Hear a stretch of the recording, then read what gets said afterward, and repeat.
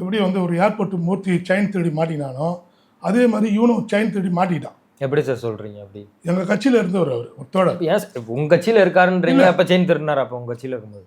இல்ல எங்க கட்சிக்காரோடைய செயினை திருடினவன் அவன். அது எங்க பேர் சரியா இப்போ ஞாபகம் திடீர்னு வரல, நீங்கள் கேட்டதுமே அவனே அது ஒத்துக்கிட்டான். இங்கே ஒத்துக்கல, போலீஸ் ஸ்டேஷனில் ஒத்துக்கிட்டான்.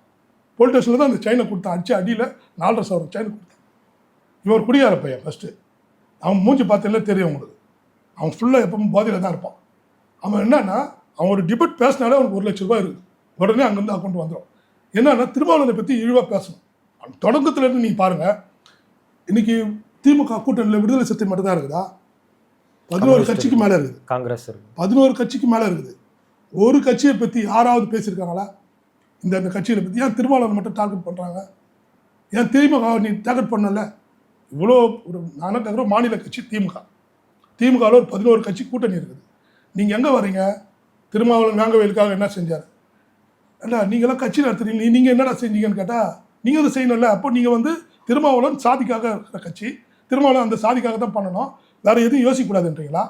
உங்களுடைய ஃபஸ்ட்டு உங்களுடைய மெயின் செட்டப்பு தப்பு இல்லை, உங்களுடைய அயோக்கியத்தனமான ஒரு செயல். அவர் ஒரு நாடாளுமன்ற ஒரு எம்பியாக இருக்கிறாரு.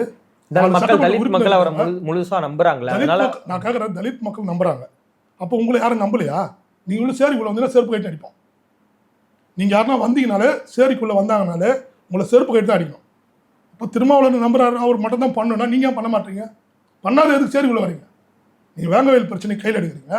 வேங்கவேல் பிரச்சனை திருமாவளவன் என்ன பண்ணார்? திருமாவளவன் நீங்கள் என்னப்பா பண்ணீங்கன்னு கேட்டால் திருமாவளவன் பண்ணார் என்ன சொல்லுங்கன்றான்.